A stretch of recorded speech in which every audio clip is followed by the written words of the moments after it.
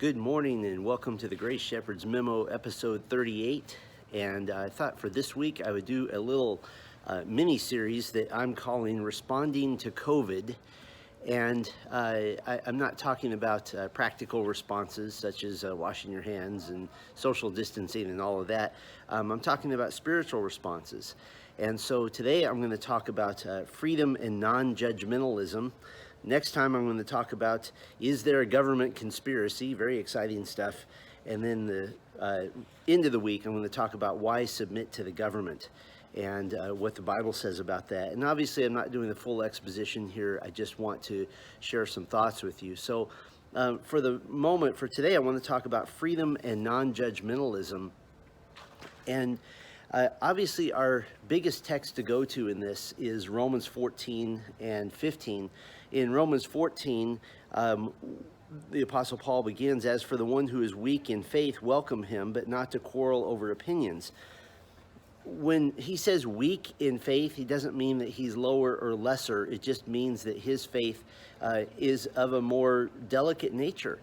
And a couple of examples that Paul gives here is someone who still, and probably in context, this is speaking to of Jewish believers who are still very sensitive about dietary laws and abstaining from certain foods based on how they were raised.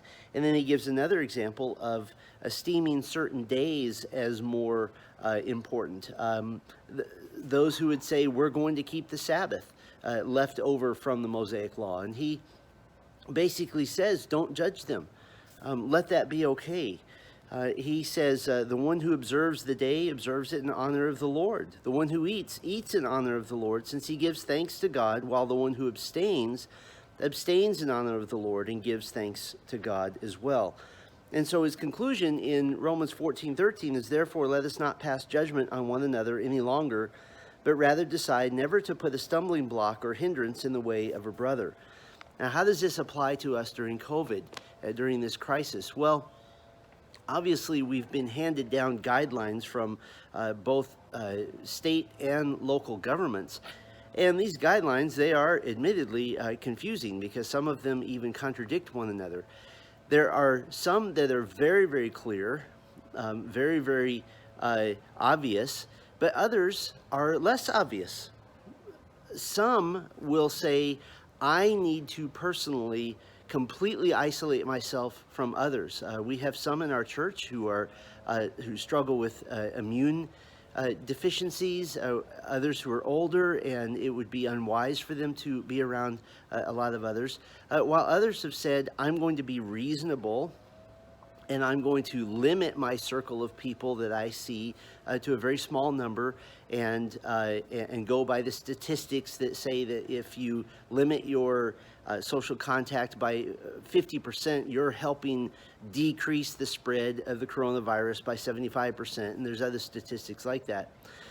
But the point is that this is exactly the time when we should apply Romans 14, because not everyone is going to respond exactly the same. And this is not the time to point fingers at one another and say, aha, you saw one human being in the last month and so you're a sinner. Neither is it the time to say, aha, you've isolated yourself so you're a legalist and you're obeying the letter of the law to your own detriment.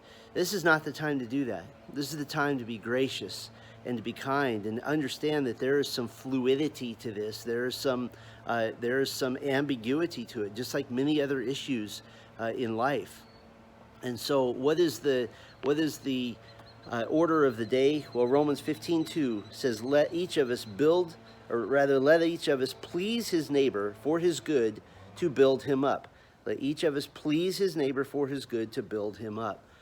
And so we don't necessarily restrict our freedom, but neither do we flaunt it for others to see. And so my hope and my prayer for all of you is that you'll be kind to one another and that you'll be sensitive to each other and provide some latitude based on Romans 14 and 15. Well, next time we'll talk about, is there a government conspiracy? And my answer will probably surprise you. Lord bless all of you. We'll see you next time on the Grace Shepherd's Memo.